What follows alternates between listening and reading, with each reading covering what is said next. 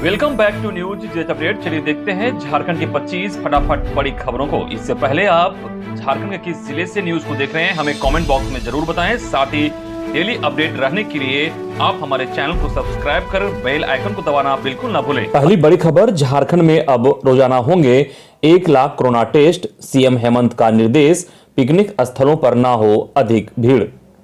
झारखंड में कोरोना संक्रमण के बढ़ते मामलों को लेकर सीएम हेमंत सोरेन ने उच्च स्तरीय बैठक की। इस बैठक में कोरोना संक्रमण के बढ़ते मामलों को लेकर चिंता जताई गई।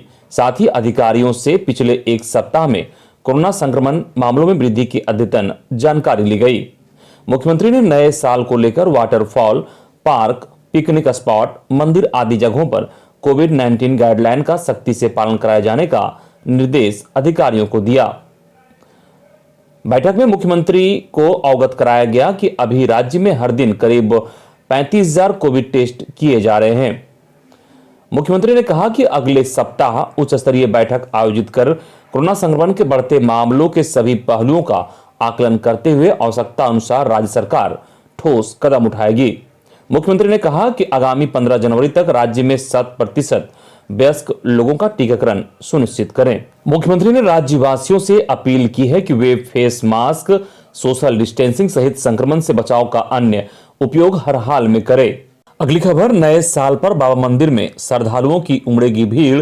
क्यू कॉम्प्लेक्स से कतार में लगकर करना होगा जलार्पण। नए साल पर शनिवार को बाबा मंदिर में श्रावणी मेला की तर्ज पर जलार्पण कराने की व्यवस्था होगी।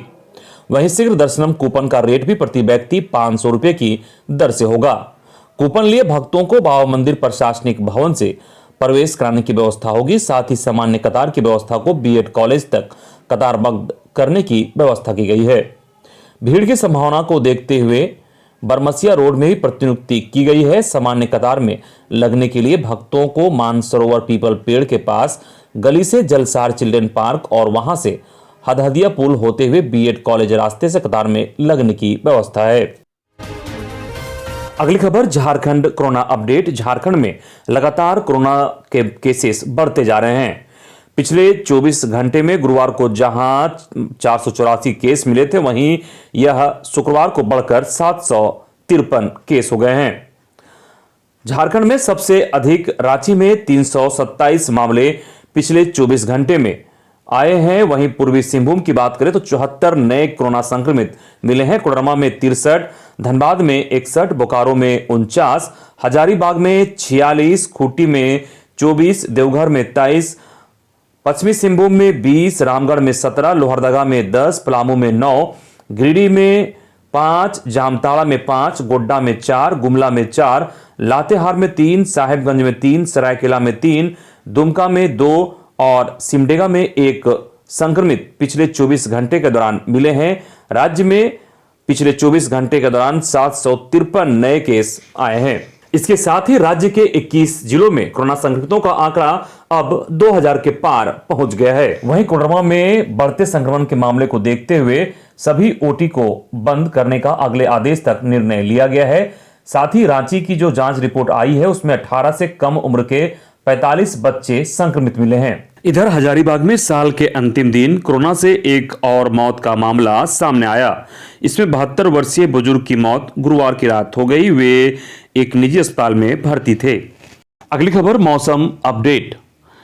झारखंड में पश्चिमी विक्षोभ का प्रभाव समाप्त होते ही शुक्रवार से फिर से ठंड बढ़ने लगी है। पिछले 24 घंटे में न्यूनतम तापमान में 2 से 2.5 डिग्री की गिरावट दर्ज की गई है। आने वाले 3 से 4 दिन में न्यूनतम तापमान फिर से 3 से 4 डिग्री तक गिरेगा। न्यूनतम तापमान के सामान्य से कम होने की वजह से कपकपी और बढ़ेगी। हालांकि नव वर्ष पर शनिवार को आसमान साफ रहने के साथ दिन में धूप खिली रहेगी। वहीं मौसम पूर्वानुमान में नव वर्ष पर शनिवार को राज्य के रांची, खूंटी, डाल्टनगंज, गढ़वा, लातेहार, लोहरदगा, गुमला, चतरा, रामगढ़, हजारीबाग और कोडरमा में न्यूनतम तापमान 8 से 9 डिग्री सेल्सियस के बीच रहेगा।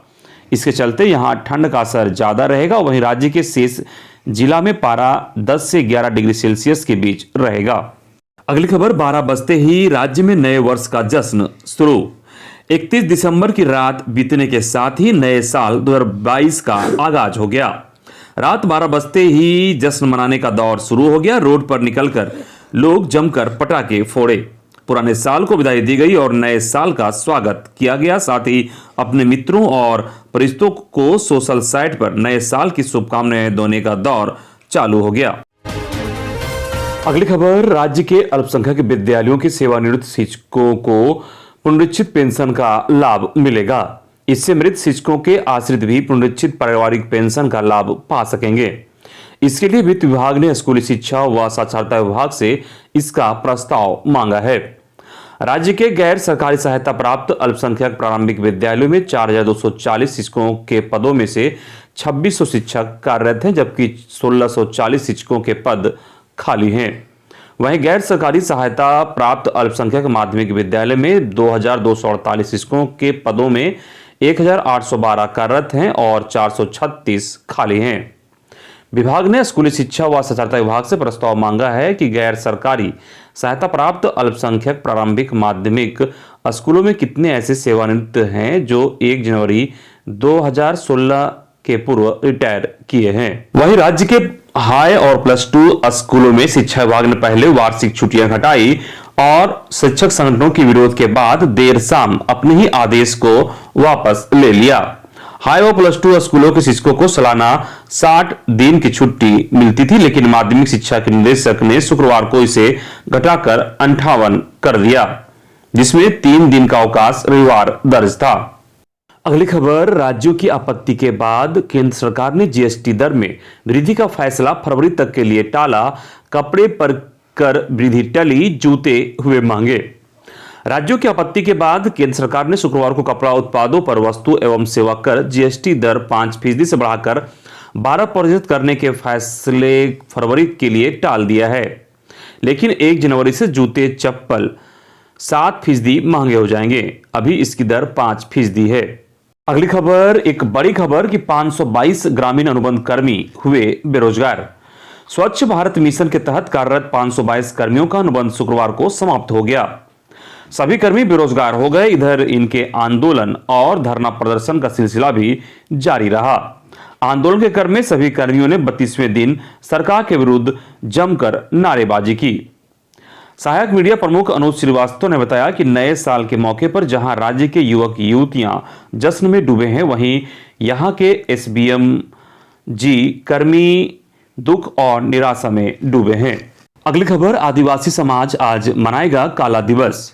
आज 1 जनवरी को आदिवासी समाज आदिवासियों के काला दिवस के रूप में मनाएंगे, क्योंकि भारत की आजादी के करीब 5 माह बाद जब देश 1 जनवरी 1948 को आजादी के साथ नए साल का जश्न मना रहा था, तब खरसावां में जालियांवाला बाग कांड से बड़ा गोलीकांड हुआ। पूर्व विधायक देव कुमार धान ने बताया कि गुरुवार के दिन जब साप्ताहिक बाजार हाट का दिन था, तब सरायकेला और खरसावां स्टेट को उड़िया भाषी राज्य होने के नाम पर उड़ीसा में मिलना चाहते थे। अलग झारखंड राज्य की मांग को लेकर झगड़ा हो रहा था। पूरे कोलाहल इलाके से बुजुर्ग जवान सभी हाट बाजार जयपाल सिंह मुंडा को सुनने देखने गए थे। उसी समय आदिवासी समाज के करीब 50,000 लोग वहां एकत्रित थे।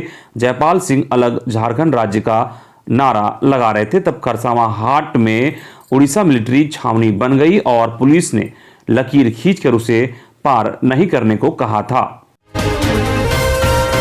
नारेबाजी के बीच लोग समझ नहीं पाए और अचानक गोली चलने की आवाज हुई। उड़ीसा पुलिस ने भीड़ पर अंधाधुंध फायरिंग कर दी। इसके बाद हाट बाजार में हजारों लोगों की लाशें बिछ गई। वहीं पश्चिमी सिंहभूम के पोटोहो का शहादत दिवस आज। पश्चिमी सिंहभूम के पोटोहो की शहादत भी आज मनाई जाएगी। उन्हें 1 जनवरी 1838 को जगन्नाथपुर में फांसी दी गई थी। पोटो का जन्म जगन्नाथपुर प्रखंड के राजाबासा में हुआ था। अगली खबर, गुड गवर्नेंस के नाम पर बदल दिए गए रिम्स के 13 विभागों के एचओडी कई वरिष्ठ डॉक्टर दे सकते हैं इस्तीफा। रिम्स में गुड गवर्नेंस के नाम पर वर्षों पुरानी और स्थापित परंपरा को तोड़ते हुए 13 विभागों के एचओडी बदल दिए गए हैं। नए विभाग अध्यक्षों को जिम्मेदारी दी गई है कि वे रिम्स में सुलभ और बेहतर स्वास्थ्य व्यवस्था सुनिश्चित करें। रिम्स के 13 विभागों के एचओडी बदल दिए गए हैं। इसके बाद जानकारी देते हुए स्वास्थ्य मंत्री बन्ना गुप्ता ने बताया कि रिम्स में कई वर्षों से एचओडी का बदलाव नहीं किया गया था। इस बदलाव के बाद उम्मीद है कि नए ऊर्जा और प्लानिंग के साथ सारे एचओडी काम करेंगे। अगली खबर, पारा शिक्षक यानी कि सहायक अध्यापक को मिलेगा 2022 में शानदार तोहफा, शिक्षा मंत्री। साल के अंतिम दिन जिला अध्यक्ष नारायण महतो के नेतृत्व में शिक्षा मंत्री जगन्नाथ महतो से मिलकर उनके द्वारा किए गए पारा शिक्षकों के कल्याण हेतु हितार्थ अध्यादेश की कैबिनेट की प्रत्याशा में घटनोत्तर स्वीकृति के लिए उन्हें हार्दिक शुभकामनाएं प्रदान करते हुए फूल मालाओं से स्वागत किया।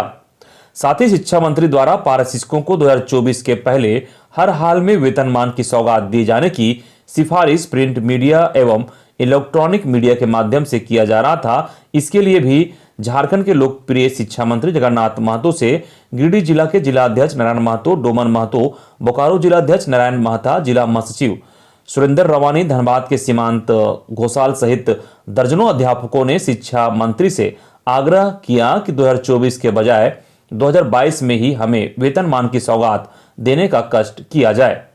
मंत्री जी इस पर माननीय मंत्री जी ने सहमति जताई। अगली खबर, झारखंड सरकार अनुसूचित जनजाति, अनुसूचित जाति, अल्पसंख्यक एवं पिछड़ा वर्ग कल्याण विभाग के द्वारा छात्रवृत्ति फॉर्म भरने को लेकर अधिसूचना जारी की गई है। यह अधिसूचना आदिवासी कल्याण आयुक्त के द्वारा जारी किया गया है, जिसके मुताबिक झारखंड राज्य एवं राज्य के बाहर मान्यता प्राप्त बीएड महाविद्यालय के शैक्षणिक सत्र 2020 और 22 के लिए वर्ष 2021 में नामांकन लेने वाले छात्र छात्राओं हेतु शैक्षणिक सत्र 2020-21 के लिए आवेदन प्रक्रिया की अंतिम तिथि जारी की गई है, जिसके मुताबिक पोर्टल खुलने की तिथि 5/1/2022 है और बंद होने की तिथि 15/1/2022 है। वहीं शैक्षणिक सत्र 2021-22 हेतु संबंधित छात्र छात्रा द्वारा छात्रवृत्ति हेतु आवेदन प्रक्रिया की अंतिम तिथि के अनुसार ई कल्याण पोर्टल खुलने की तिथि 5/1/2022 है और बंद होने की तिथि 15/1/2022 है। संबंधित शैक्षणिक संस्थान द्वारा छात्र छात्राओं को आवेदन के सत्यापन की अंतिम तिथि 20/1/2022 निर्धारित की गई है। वहीं नए शैक्षणिक संस्थानों द्वारा ई कल्याण पोर्टल पर पंजीकरण एवं पंजीकृत संस्थानों द्वारा नवीनीकरण हेतु आवेदन की अंतिम तिथि 10/1/2022 निर्धारित है। अगली खबर, झारखंड में पंचायत चुनाव को लेकर मचा घमासान, सीपी सिंह ने 40 करोड़ की उगाही का लगाया आरोप। भाजपा विधायक सीपी सिंह ने सरकार पर पंचायतों का चुनाव नहीं कराने के पीछे बड़े पैमाने पर पैसे की उगाही का आरोप लगाया है। सीपी सिंह ने कहा कि मुखिया को एक्सटेंशन देने के नाम पर हर मुखिया से 10 से 15 हजार रुपए लिए गए हैं। इस तरह से सत्ता में बैठे लोगों ने करीब 40 करोड़ की उगाही की है। इधर सरकार पर लग रहे आरोप पर पलटवार करते हुए ग्रामीण विकास एवं पंचायती राज मंत्री आलमगीर आलम ने कहा कि जो भी वर्तमान में मुखिया हैं वे भाजपा शासन में हुए चुनाव के निर्वाचित मुखिया हैं। क्या भाजपा ऐसा करती रही है?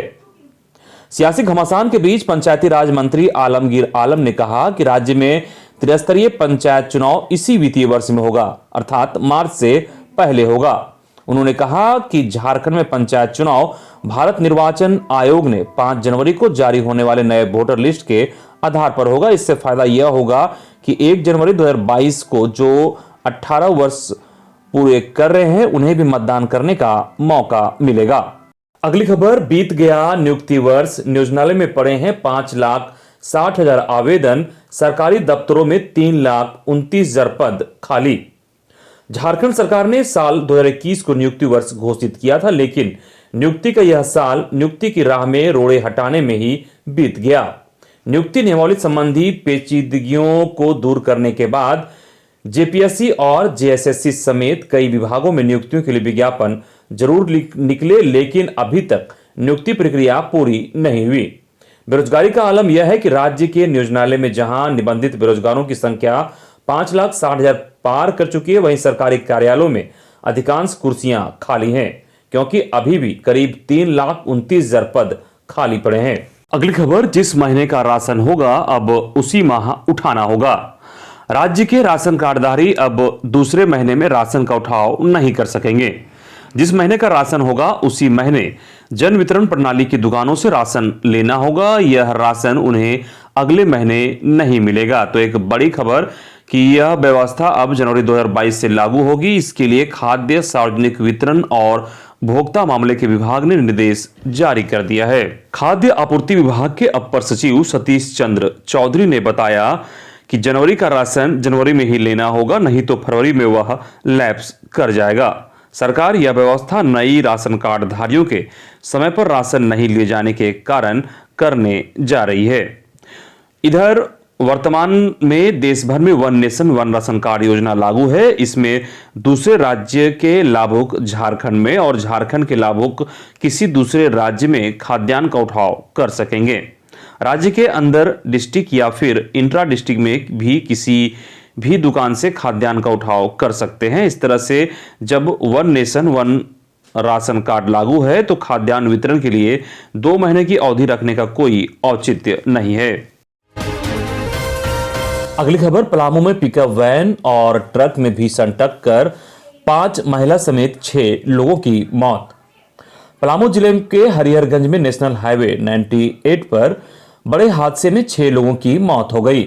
हादसा पिकअप वैन और ट्रक के बीच भीषण टक्कर के कारण हुआ। जानकारी के मुताबिक बिहार के औरंगाबाद जिले के ओबरा थाना क्षेत्र से धनकटनी कर 2 पिकअप वैन से मजदूर वापस लौट रहे थे।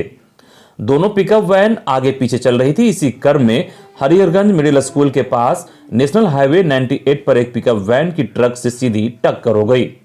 टक्कर के बाद अनियंत्रित ट्रक ने मजदूरों को रौंद डाला और उसके बाद पलट गई। अगली खबर, लगातार विद्यालय बंद होने से बच्चे हो रहे दिशाहीन, झारखंड प्राइवेट स्कूल एसोसिएशन ने जताई चिंता। Jharkhand private school association Ranchi के क्षेत्रीय निबंधित कार्यालय पाकुड़ की ओर से प्रदेश स्तरीय जूम बैठक हुई। बैठक में प्रदेश के सभी जिलाध्यक्ष, सचिव एवं प्रदेश पदाधिकारियों ने भाग लिया। जानकारी के मुताबिक बैठक को संबोधित करते हुए एसोसिएशन के संरक्षक प्रोफेसर के महाबर ने कहा कि कोरोना महामारी ने शिक्षा को बहुत नुकसान पहुंचाया है, यह चिंता का विषय है। कोडरमा के अमरेश सिंह ने कहा कि शिक्षा को लेकर सरकार जो कह रही है वह कोरी कल्पना व छलावा मात्र है। ऑनलाइन शिक्षा से किसी बच्चे का कितना भला हुआ यह सभी जानते हैं। महासचिव ने कहा कि मार्च 2020 से प्राथमिक विद्यालय लगातार बंद रहे हैं। आपदा प्रबंधन समिति झारखंड द्वारा कोरोना का डर दिखाकर नौनिहालों एवं 5 साल से 12-14 साल के बच्चों को शैक्षणिक गतिविधियों से दूर रखा जा रहा है, जबकि बिहार, बंगाल, उड़ीसा, छत्तीसगढ़, मध्य प्रदेश सहित अन्य राज्यों के प्राथमिक विद्यालय खुल चुके हैं। झारखंड सरकार आंगनबाड़ी केंद्र खोलकर चला रही है, स्कूलों को क्यों बंद रखा जा रहा है। अगली खबर, झारखंड के अधिवक्ताओं को 7,000 की जगह अब मिलेंगे 10,000 पेंशन। राज्य में प्रैक्टिस करने वाले वकीलों के लिए खुशखबरी है। झारखंड स्टेट बार काउंसिल की ओर से अधिवक्ताओं को मिलने वाले पेंशन में 3,000 की बढ़ोतरी की जाएगी। अब उन्हें प्रति माह 10,000 रुपये दिए जाएंगे। इस पर बार काउंसिल की बैठक में सहमति बन गई है। हालांकि इसके लिए काउंसिल अपने वित्तीय भार की समीक्षा करेगी, उसके बाद इसे लागू किया जाएगा। अगली खबर, होमगार्डों ने राष्ट्रपति से की केंद्रीय कर्मचारी का दर्जा देने की मांग। होमगार्ड अधिनियम 1946-47 और 1962-63 में संशोधन करने की मांग को लेकर देश भर के 8 लाख होमगार्ड जवानों ने राष्ट्रपति, गृह मंत्री और प्रधानमंत्री को डाकघर के माध्यम से पत्राचार करना शुरू कर दिया है। यह अधिनियम 31 दिसंबर 2021 से 15 जनवरी 2022 तक चलाया जाएगा। इसको लेकर बिष्टुपुर पोस्ट ऑफिस के समीप होमगार्ड जवान शुक्रवार को एकजुट हुए और सभी ने महामहिम को पत्र लिखकर अभियान की शुरुआत की।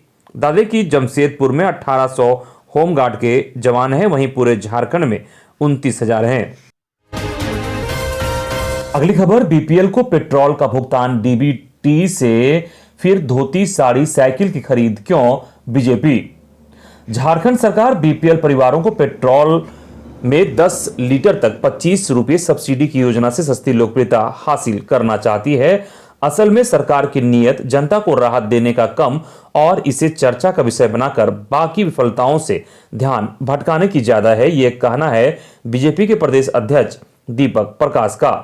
उन्होंने कहा कि राज्य में 60 लाख लोग खाद्य सुरक्षा अधिनियम के दायरे में हैं, जिनके लिए केंद्र सरकार की ओर से आवंटित चावल, गेहूं का वितरण भी यह सरकार सुनिश्चित नहीं करा पा रही है। कालाबाजारी की खबरें रोज उजागर हो रहे हैं। ऐसे में केवल 20 लाख दोपहिया वाहन धारकों को पेट्रोल सब्सिडी के दायरे में लाकर सरकार की मंशा केवल प्रदेश में हंगामा खड़ा करने का है। अगली खबर, बागवानी प्रोत्साहन योजना में अगले 8 साल में खर्च होंगे 282.24 करोड़। झारखंड में अगले 8 सालों में बागवानी प्रोत्साहन योजना के कानून में 282.24 करोड़ की राशि खर्च की जाएगी। यह राशि जापान इंटरनेशनल कॉर्पोरेशन एजेंसी के द्वारा बाह्य वित्त पोषित योजना से दी जाएगी, यानी जापानी वित्तीय संस्था झारखंड में बागवानी के लिए प्रत्येक वित्तीय वर्ष में राशि उपलब्ध कराएगी। इसमें राज्यांश 15% रहेगा। झारखंड में जेएसएलपीएस के माध्यम से संचालित लघु सिंचाई के तहत बागवानी प्रोत्साहन योजना चल रही है। अगली खबर, रांची स्टेशन से प्रीपेड ऑटो सर्विस शुरू, घर तक सुरक्षित पहुंचेंगे पैसेंजर्स। रांची रेलवे स्टेशन पर फिर से प्रीपेड ऑटो सर्विस शुरू हो गई है। ऐसे में रांची रेलवे स्टेशन पर आने वाले पैसेंजर्स को अब अपने घर या ऑफिस जाने के लिए प्राइवेट ऑटो की सुविधा मिलेगी। इसके लिए पैसेंजर्स को पहले ही किराया चुकाना होगा। इसके बाद ऑटो पैसेंजर को उनके डेस्टिनेशन तक छोड़ आएगा। पैसेंजर्स को सुरक्षित उनके घर तक पहुंचाने को लेकर रांची रेलवे डिवीजन ने रांची स्टेशन से इसकी शुरुआत कर दी है। अगली खबर, 2 साल में 16,21,000 प्रवासी मजदूर रजिस्टर्ड, 397 को ही मिला रोजगार। राज्य सरकार ने चुनावी घोषणा में हर साल 2 लाख रोजगार सृजन की बात की थी। यहां तक कि उद्योगों के माध्यम से पलायन रोकने की बात की गई थी। सरकार के 2 साल पूरे हो चुके हैं। राज्य में रोजगार के मद्देनजर सच्चाई कुछ और ही है। राज्य में प्रवासी मजदूरों के लिए श्रम कंट्रोल रूम का गठन किया गया। पिछले 2 साल में कंट्रोल रूम में 16,21,274 मजदूरों का रजिस्ट्रेशन हुआ। इसमें से 4,51,409 मजदूरों की स्किल मैपिंग की गई। स्किल मैपिंग में प्रशिक्षित और अप्रशिक्षित दोनों मजदूरों को शामिल किया गया, जिसमें मात्र 397 लोगों को रोजगार मुहैया कराया गया। ये 397 लोगों में कुछ रेस्क्यू लड़कियां और प्रवासी मजदूरों के साथ राज्य के बेरोजगार शामिल हैं। अगली खबर, लोहरदगा में साल के आखिरी दिन एक बड़ी घटना हुई। सीआरपीएफ जवान दिलीप कुमार ने लोहरदगा के चैनपुर पिकेट में इंसास राइफल से खुद को गोली मार ली, जिससे सीआरपीएफ जवान की मौके पर ही मौत हो गई।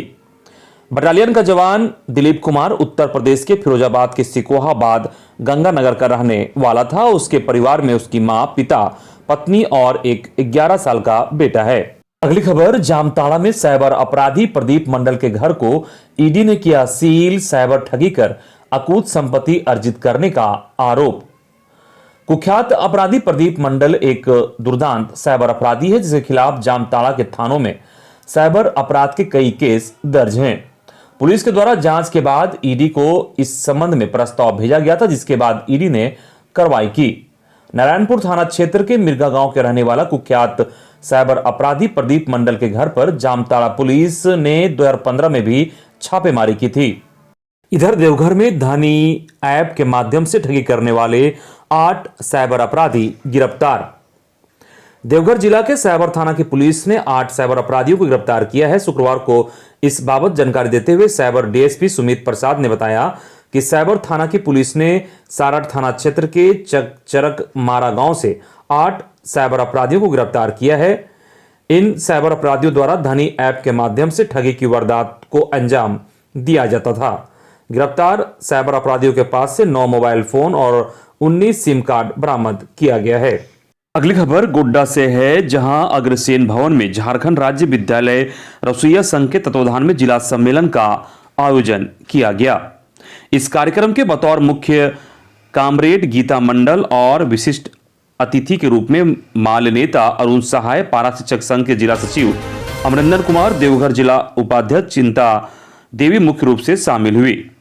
वक्ताओं ने कहा कि 2004-05 से मध्याह्न भोजन योजना विद्यालय में लागू है।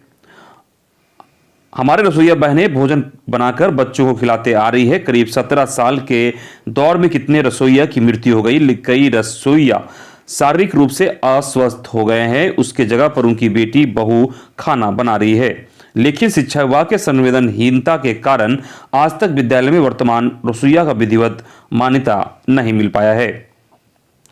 वहीं प्रखर वक्ता गीता मंडल ने कार्यक्रम को संबोधित किया। कहा, मार्च 2020 से कोरोना वायरस के कारण विद्यालय में अध्ययनरत बच्चों का पठन पाठन, मध्याह्न भोजन भी बंद है। सरकारी विद्यालय में हमारे समाज के गरीब, मजदूर, किसानों के बच्चे पढ़ाई करते हैं।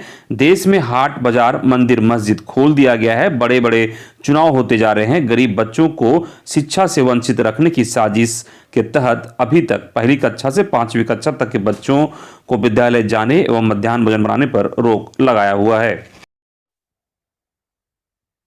अगली खबर, देवघर सुल्तानगंज मुख्य मार्ग पर झारखंड बिहार की सीमा पर भू विवाद में बमबाजी, मारपीट, गुस्साए लोगों ने 7 वाहन फूके।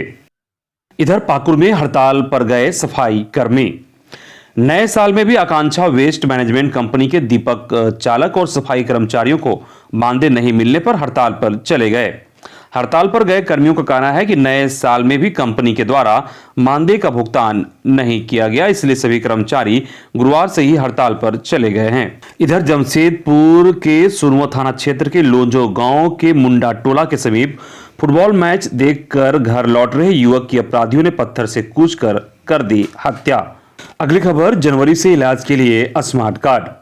खबर धनबाद से है, जहां बीसीसीएल से रिटायर अधिकारियों कर्मचारियों के इलाज के लिए contributory post retirement Medicare scheme के तहत बीसीसीएल स्मार्ट कार्ड की सुविधा जनवरी माह से पहले सप्ताह से देने जा रही है।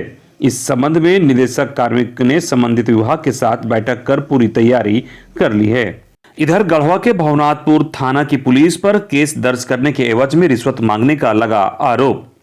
शुक्रवार को दुकान में हुए चोरी की घटना की शिकायत लेकर आवेदन के साथ गए पीड़ित की छोटी मोटी घटना बताकर वापस लौटा दिया गया। वहीं दूसरी ओर मोबाइल गुम हुए युवक से सनहा कराने के एवज में रिश्वत की मांग की गई।